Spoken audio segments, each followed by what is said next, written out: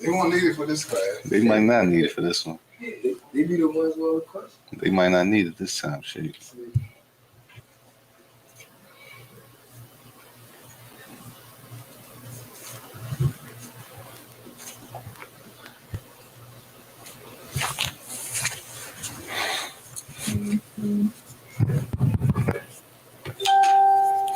Sam, you crazy.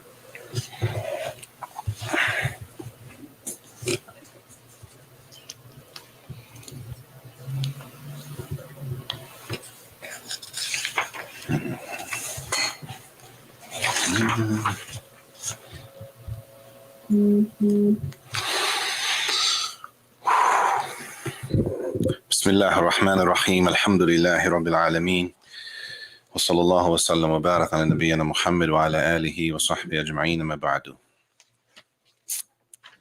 So tonight, inshallah, the next section is the section of the Walimah. And this is short, so tonight's class won't be too long, inshallah. It should be short. And then the next section is a little longer. And we almost finished the chapter. We got after this, after the Walimah, we have the section of Ma'ashara, living together. The spouses living together, and not really the rights.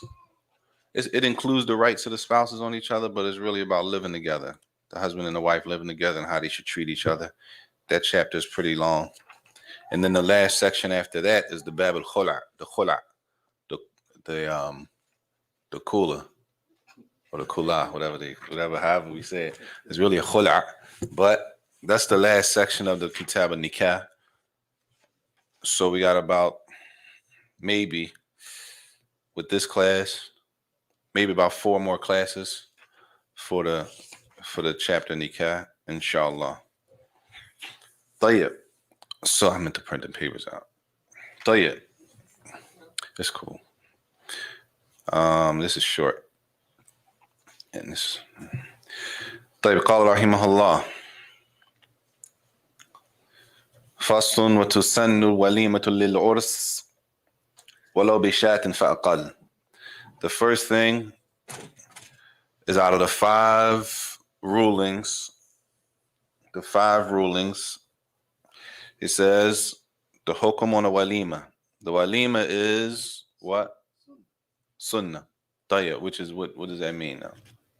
There's a reward connected if you do it.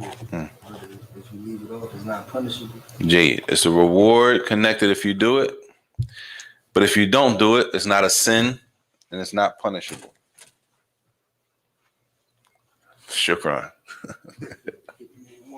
No, this is cool. This is cool. That wasn't it, but alhamdulillah.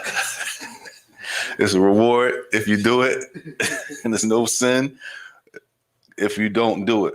But firstly, what is the walima? What do we know a walima to be? Celebration after marriage. Jade, say it again. Celebration after marriage. The reception, Jade. Reception. That's a good one. I like that. I mean, most people know that because this is a lot of non-Muslim. Non-Muslim might say, well, do y'all have a reception? Do we have a reception? I don't know I don't know what it's included in the reception though, but it's food, right? It's definitely food.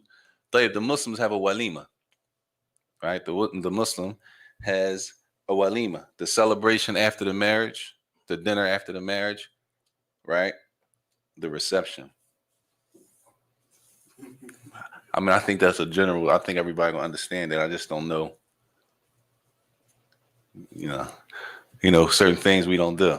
That's all. But it's the food, the celebration, the dinner after the marriage is complete. Once the marriage is complete, a person has a walima, which could be the same day, or it might not be the same day. Person might get married on a Friday, they might have a walima a week later or 2 weeks later, right? طيب. The hukm on the walima is a sunnah. Another word for sunnah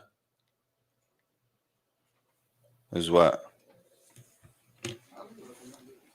Recommended. Recommended. It's recommended to do. If it's recommended to do, that means not to say that you shouldn't do it. But if a person never had a walima for their marriage, what does that do to their marriage contract? A man and a woman get married and they never had a walima. What does that, huh? The marriage contract is fine. It's not going to affect that they're not married anymore because they never had a walima, right? Even with that, it's still sunnah recommended to do a walima. Walau bi shatin fa'aqal. Even if it's something small. Even if the food at the walima is not a lot of food, right? So we between two things. Even if it's small, even if it's a little bit of food, right? Means that it's no problem if it's what? Huh? It could be a lot of food, right? It could be a lot of food. People celebrate. It's a celebration. Somebody might go all in and have a big joint, right? Is it permissible to decorate at a walima? Put balloons up? Huh? Is it permissible? You go to a walima, they decorated the place. It looks nice, mashallah. Huh? What would make it impermissible? What's the manner? What Islamically? What do we have from Islam to say we're not allowed to decorate at a celebration? In order to say something we can't do, we say, okay, we need something to say you can't do that, right? So you go to a walima, it's nice. They got decorations hanging up. It's a lot of food. Permissible or not? What will make it haram? A text would make haram, but something specific. What was something specific going on there that the Muslims not supposed to be doing, right? Music, the thing, alcohol, right? If there's stuff going on there that the Muslims not supposed to be doing, that's one thing. We're talking about just general. It can be a little bit of food or it can be a lot of food. It could be a small crowd for a walima or it could be a large crowd. It's not like you have to have a large walima and it's not like you have to have a small one. Some people just have a couple people over at the house and that's the walima. Yeah, everybody's not invited.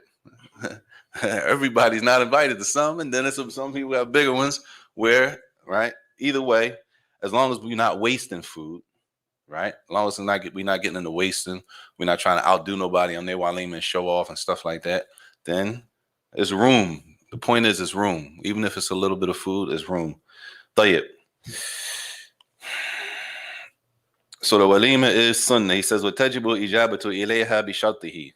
He said, now, somebody invites you to a walima, right? Somebody invites you to a walima. Do you have to go? If it's like the first hand invitation, right? Or like a direct. If it's a direct invitation, what you mean by that? Like if I invite you personally, right, come to my walima, but if Right. they tell you like, hey, you know, saying walima, Saturday. Sahih. Jayid. If somebody directly comes to you, they invite you directly, right? That's one thing. There's two ways a person can invite people to a walima. Somebody can invite you directly, or somebody might just put up a general announcement. Somebody makes an announcement, general, I'm having a walima on such and such day, everybody's welcome. That's one thing. But if somebody sends you a direct message, they want you to come specifically, then tajibu ijabatu ilayha bi shartihi. It's obligatory to attend the walima if you invite it like that, with the condition that it's nothing haram going on at the walima. Clear? Person might say, well, how am I supposed to know that? You might not know. You might not know when the person invites you, right? Or you might know. They might tell you. And this is the thing. If somebody has going to have a walima, because it works for both sides. If somebody invites a person to a walima, for a person who invites somebody to a walima, and they're going to be doing things that Muslims are not supposed to be doing, right? Sometimes they tell you. They want to give you a heads up because they know you're not on that type time, right? So they might give you a heads up like, listen, man, I'm having one link, but it's da-da-da-da. Right? Whoever does that needs to understand that the person you're talking to has the right to decline and say, no, I'm not coming around that. It's not impersonal, but the Muslim is not supposed to go and help another Muslim be disobedient to Allah. We're not supposed to go help other people disobey Allah and celebrate in the disobedience of Allah. That's not, we're not supposed to do that.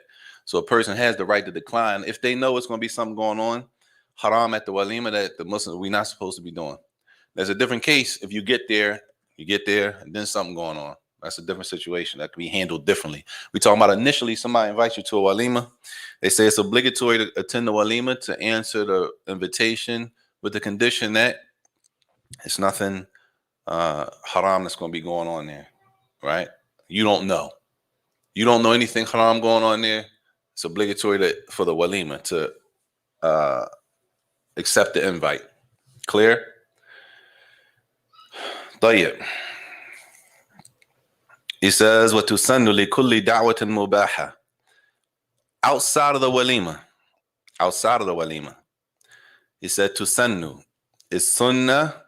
It's recommended also to accept every permissible invite. Invite to something that's permissible. Okay? Remember, the obligation is connected to what? The walima. The obligation is not connected to, for example, a dinner. Somebody graduated and they're having a dinner for their child. They want you to come still. Right? The obligation is not connected. We're not saying you shouldn't go. It says recommended to go. But the obligation, what does it mean if it's obligatory? If they say tajibu, it's obligatory to accept the invite to the walima. What does it mean if it's obligatory? You have, as a Muslim, you must do it. Tayyib. You suppose, you must or suppose. All right. Yeah, you must do it, but what does that equal to Islamically? Something is obligatory, what does that equal? It's mandatory.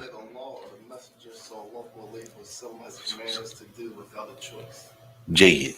So that's good. Something that Allah, the Prophet ﷺ commanded us to do without a choice. You got to do it. Huh? That's the first part. It might be. I don't know, Sheikh. Is it? All right, the salat is obligatory. The 5 daily prayers are obligatory, right? So if you don't do them, what? It's a sin. And it's punishable. Allah can punish you for not fulfilling the obligation. Clear? That's what it equals to Islamically. We say obligatory, then we translate and say mandatory, incumbent. You must do it. We should do it. All of those are different translations. But what does it equal? Number one, if it's obligatory, right? That means there's no room. There's no option not to do it.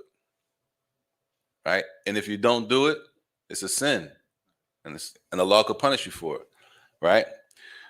It says it's obligatory with the condition. As long as you don't know of anything haram that's going to be going on there, it's obligatory to go for the walima. Outside of the walima, that's not the same rule. Outside of the walima, it says you sent to send. It's recommended to accept the invite to everything, to any da'wah, to any invite. That's a permissible thing to do. Clear? So the walima has a ruling, and other celebrations or events or gatherings have another ruling. طيب. He says, وَتُقْرَهُ لِمَنْ فِي مَالِهِ حَرَامٌ كَأَكْلٍ مِّنْهُ وَمُعَامَلَتِهِ وَقُبُولِ هَدِيَتِهِ وَهِبَتِهِ. طيب. If a person who invites you to the walima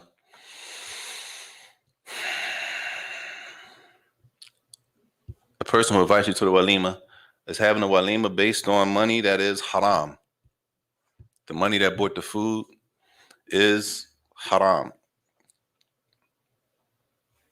طيب. Huh? The food is bought with haram money.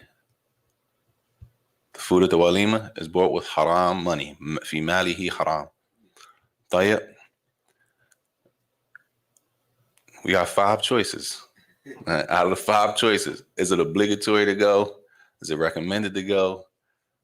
Is it haram to go? Is it disliked to go? Or is it open? It's mubah. You can go if you want. You don't have to go if you don't want. Mubah. It's open.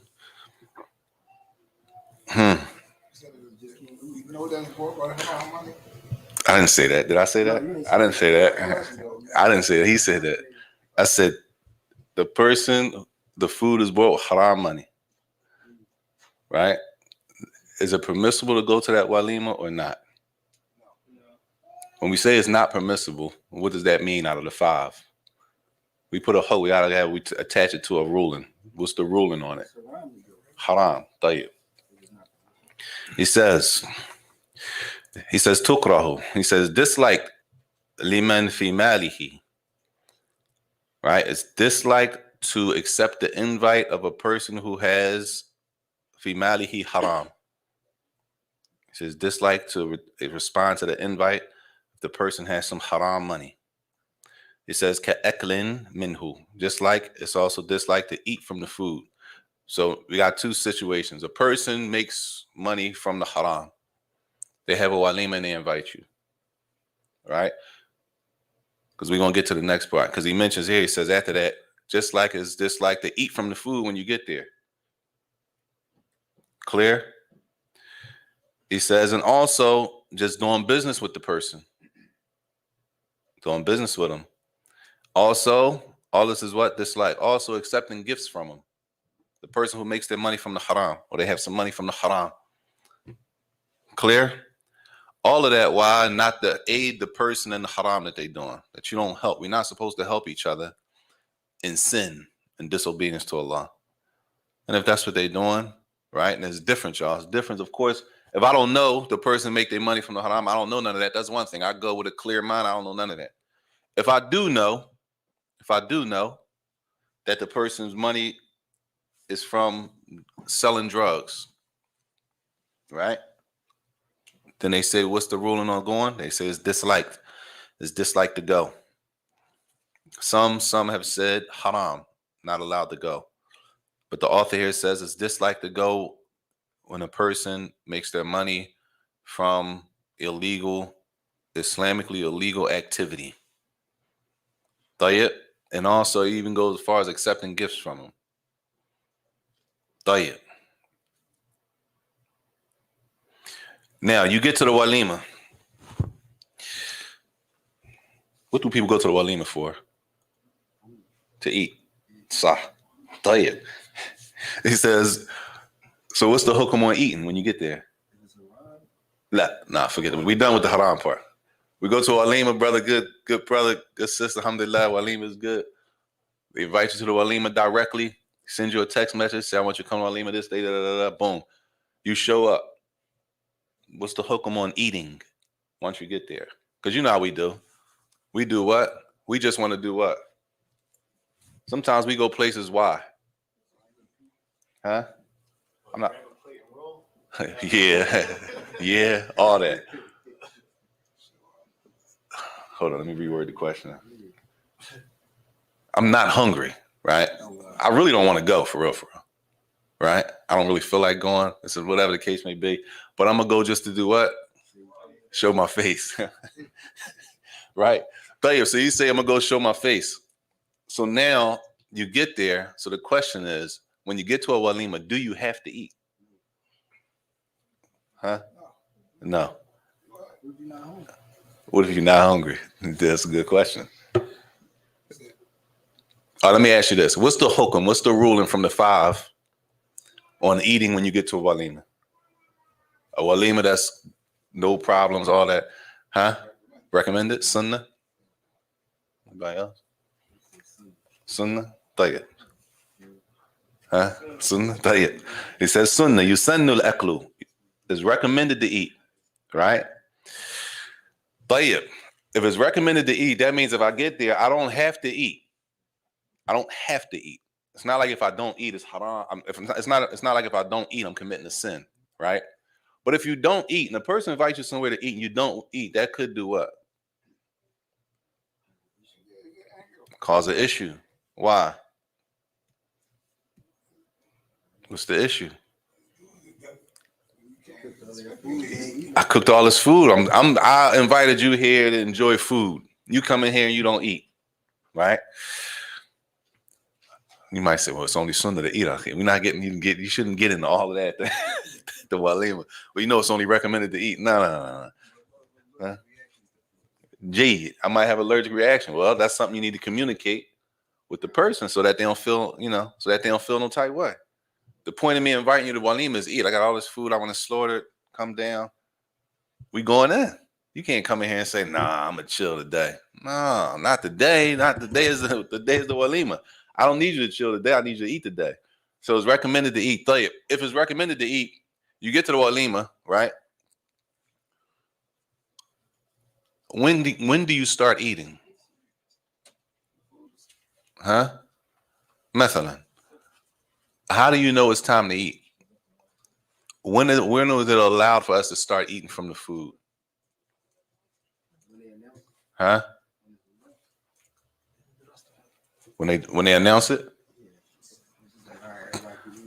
طيب. He says إباحته تتوقف على الصريح الإذن. The food is permissible once you're given clear permission to eat from it.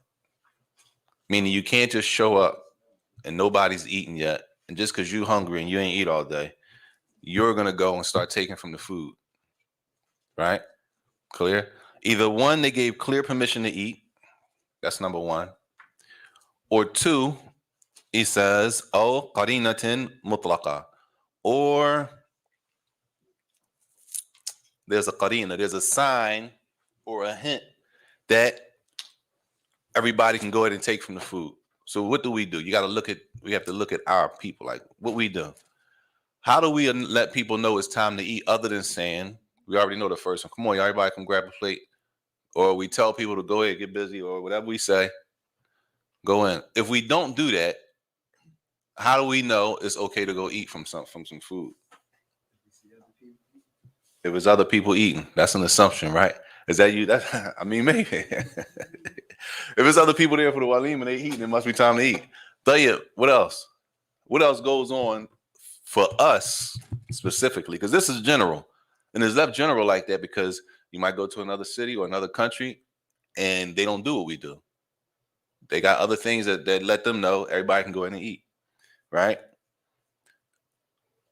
What else lets you know that we might do here that lets us know it's time to eat? You can go ahead and eat. That the person serving the food, they don't mind you eating at this point. Other than the announcement. We already got the announcement. They brought the food out. They brought the food out? Yeah, like maybe food's in the kitchen or something. Kitchen. The tables was out here. They brought it out here like that. And put it in front of you? They come out and put the food in front of everybody. All right? Now, this is based on how we understand stuff, y'all. If they come out and put the food in front of us, we assume what? It's time to eat. That's us. You might go to another country, another city, they don't do that. They might come out and put the food in front of you, but to them, it doesn't mean eat. You understand? So this qarina is based on the order for the people, the custom of the people, which could vary from city to city, country to country, state to state. But whatever it is, once that sign is given that you can eat, and that's a sign that everybody understands it's time to eat, it's allowed to eat. Those are the two cases. Either A, they say clearly, everybody go ahead, it's time to eat, grab a plate, help yourself, whatever the wording is, or they give a sign that we all understand that means it's permissible to eat. Tayyib, you show up to the walima and you're making up days from Ramadan. You had a couple of days to make up from Ramadan. They invite you, you fasting, you forgot the day was a walima, they invited you directly, you say, dang, I gotta go. Tayyib.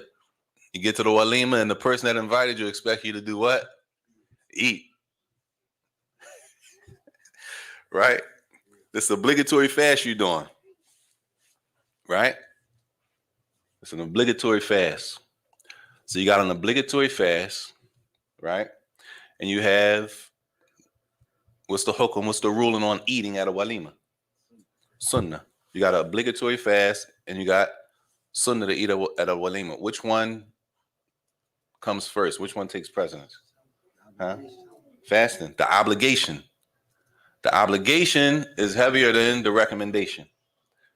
Why? Because you fast in the day of Ramadan, which is an obligatory day. Right? You eating at a walima is recommended.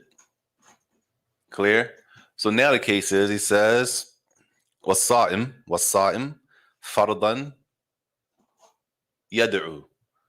If the person is fasting, the obligatory day of fasting, they show up, they still go, because attending is one thing. Remember, the personal invite, as we say, that's obligatory. Assuming there's nothing going on haram, the personal invite is obligatory. Now you get there, eating is recommended, but I'm doing an obligatory fast.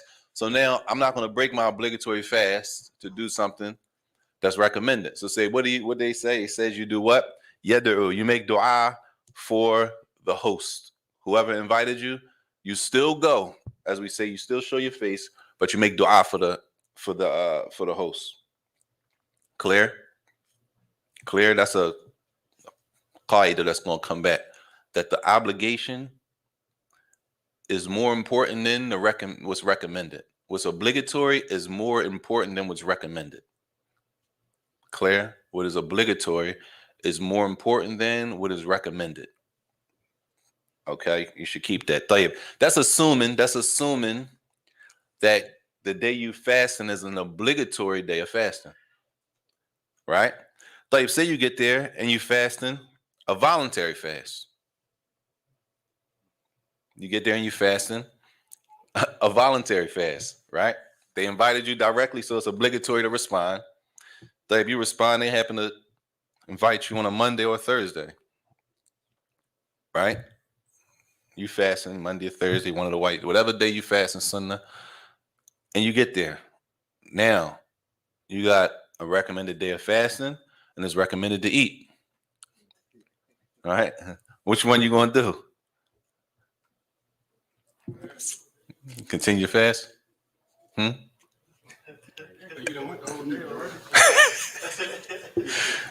might have had an early walimah. It's only 2:00. This is walimah after Dhuhr. He said you already went the whole day. You might as well finish fasting. Nah, if that's the case, maybe. But the walimah is at 2. Take a plate home. You out of line, man. I'm gonna take a plate to go. Tayyib. When Neflan, it says, if it's recommended, yusannu akluhu ma'a habri khatir. It's recommended to eat if that's going to make the guest feel good. I mean, not the guest, that the host. The host might not mind. You show up, they just happy to see you, right? You show up, you fasting, you let them know you're fat. They might not mind. They might say exactly what you said. Well, just take a plate. I'm gonna make you a plate. You can take the plate with you. You stand? Yeah, I'm gonna stay, but what's cool? I'm gonna make a plate. The host might not mind, but the host might feel really. They invited. They might really feel some type of way. You're not eating. So in that case, it says recommended to go ahead and eat. You send recommended to eat, which means you don't have to what? You don't have to eat. You don't have to break the fast. But they say you should to keep for the host's sake, to keep the host calm and to remove any what do you call that? Any problems that might occur from that. Tayyib. Clear?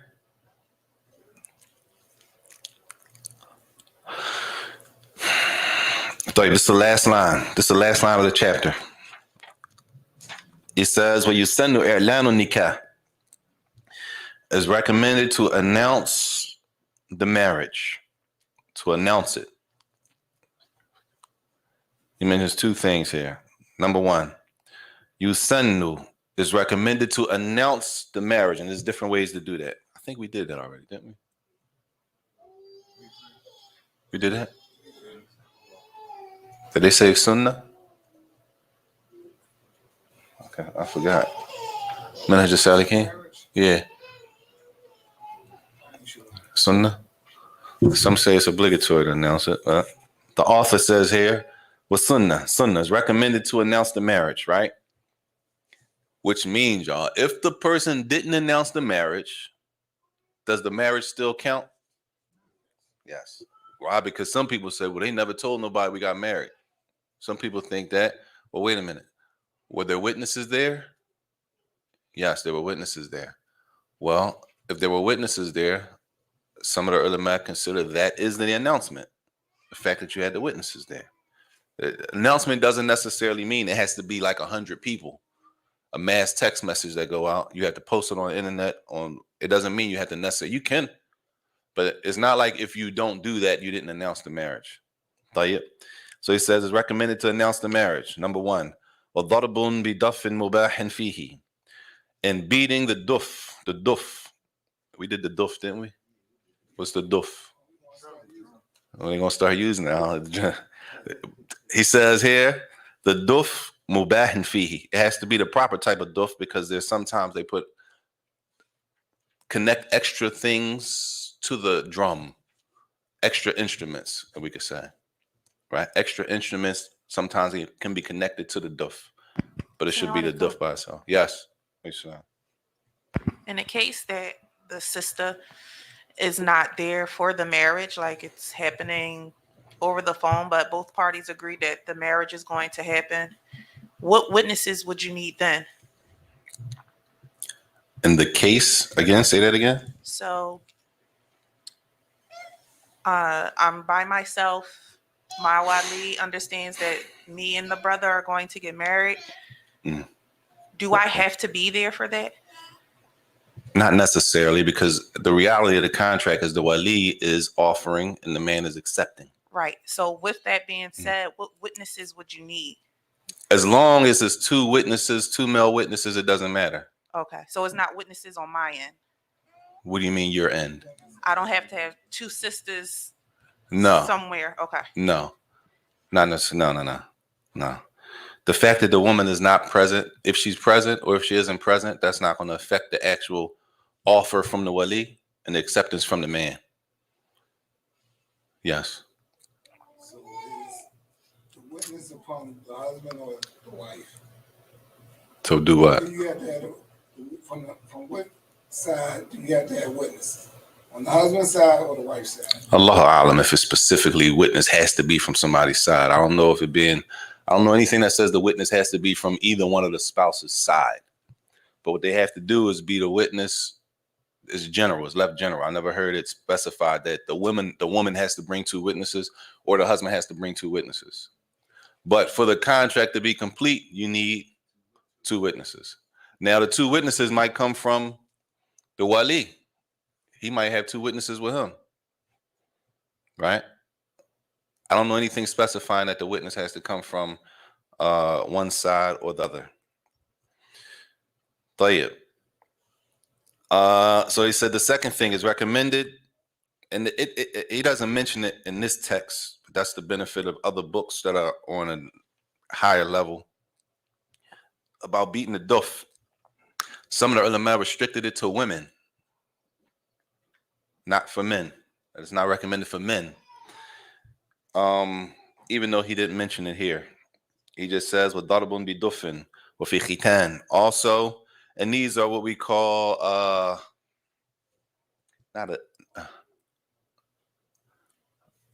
are these? Maybe celebrations or events, or what do you call them? Just generally.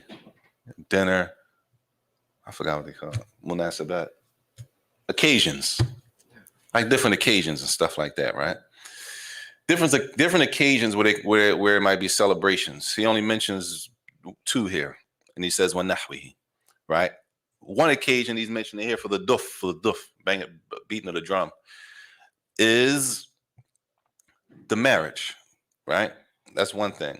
And the second one, he says وَفِي khitan. Khitan is when a baby is circumcised, right? And then it says وَنَحْوِهِ, and other things that might be taken as a celebration. And one thing they mentioned in the longer the longer texts are, for example, somebody returns from traveling, right? They went on a trip, they returned, they was traveling, they might have been gone. They might have a dinner for them when they come back, right? And at the dinner, they're beating the duf. They're beating the drum at the dinner. Clear? Huh? I won't handle it. I mean, it would have been nice because you might go somewhere, they might be beating the duf, y'all. It's not, we go straight to bid'ah. You can't be in there. Anybody ever heard of duf when they bang it? You heard it before? You heard? Yeah, it can be kind of. What's that? It got a nice. Sometimes you get the right person. It's a nice rhythm. It's pretty. So you might go in there and they might be going in on the duff. You like, yo, can you do that? The thing is, it permissible to do that? If it's the duff, that's one thing. If it's something outside, then we talking about a different story. So when you go somewhere, you got to know before you can put a hukum on something and say if it's haram, it's bid'ah, it's halal. You got to know what it is. Number one. So you go somewhere, they might be banging the duff based on what? You say, why are they banging the duff? Well, such and such was traveling. He just came back, right? Such and such just got married. And the different occasions that's mentioned for the banging of the duff, the drum. That's the end of that chapter. We're going to stop there tonight, inshallah ta'ala, unless there's any questions. Because the next section is a little long. Question. Yes. If a Muslim man marries a non-Muslim woman, going back, a few chapters where you were talking about the wali, does the Muslim woman have to have a wali, and does the Muslim man still have to give the dowry and the offer to a non-Muslim woman? The Muslim man marries a non-Muslim woman. Does the Muslim man have to do what? Still make the offer to the wali. Like, does the Muslim woman, the non-Muslim woman, does she need a wali? Huh? Like the man, Yeah. does he have to give the non-Muslim woman the same rights, or not so much rights, but the same context as marrying a Muslim woman? The procedure. The procedures, right? As procedure's far the as the same. dowry. The procedure is the same. I don't know of anything that invalidates the procedure for a non-Muslim woman. I don't know anything that invalidates the procedure the normal procedure that we go by. I don't know anything Islamically that invalidates that procedure because the woman is not Muslim. Okay? Even if both the man and the woman weren't Muslim. Okay? If the man and the woman weren't Muslim and they came to Muslims they wanted the Muslims to marry them, then they would have to follow our procedures, the procedures of the Muslims, even if they're not Muslim. If they come to us and they want a Muslim to marry them, right? To piggyback off that question, is it obligatory for the man to explain that to her since she's not Muslim? To explain what the procedure? Yes. He should. I mean, he definitely should. I don't know how she's going to be. I mean, I think that's going to be a possible issue. A Muslim man marrying a non-Muslim woman and she doesn't know the procedure of the Islamic marriage. It makes sense for him to do that. Or if not, he's probably going to have some issues a little like sooner than later. It makes sense. Obligatory. Allahu A'lam if it's obligatory, but it definitely makes sense to do that. He should. She doesn't know the procedure. A lot of the Muslims don't know the procedure, right? Let alone a non-Muslim. And the fact that she trusts the man enough to marry a Muslim man, and we're going to go and do it the way y'all do it, you should explain to her. That could possibly be a reason from something to guide her to Islam, to soften her heart, to become a Muslim. Allahu A'lam. Any other questions? Yes. هذا السؤال هذا ما أدري. Is it ما أدري. هنا لسه في عادي. سؤال قديم صحيح صح. الحمد لله. أنا أظن هي تعرف هدف الوقت. لا بأس. الحمد لله. الحمد لله. That's it. طيب, next week, inshallah,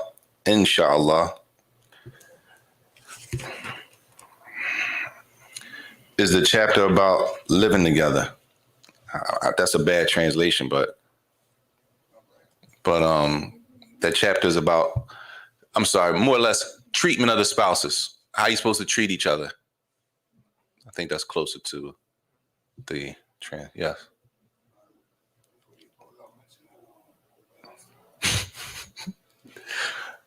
Now, I ain't want to say something before we close. Tomorrow, inshallah. Tomorrow is the first day of the clinic. Tomorrow, 10 o'clock. So is it an open house? It's an open house from 10 to 1 for the free clinic tomorrow here. They already have a couple people made, about 7 people already made their reservations. So if people want to come for the open house, 4075 Lancaster Avenue. It's on the back side though. The clinic entrance is on the back. That's Olive. What's that street right there? That's Olive Street. In the back of IMFC, not the front entrance. The back entrance of IMFC is where the clinic entrance is. The clinic entrance is in the back. The ad right next to the Family Dollar. If anybody comes down. طيب. وصلى الله وسلم وبارك نبينا محمد وعلى آله وصحبه وسلم.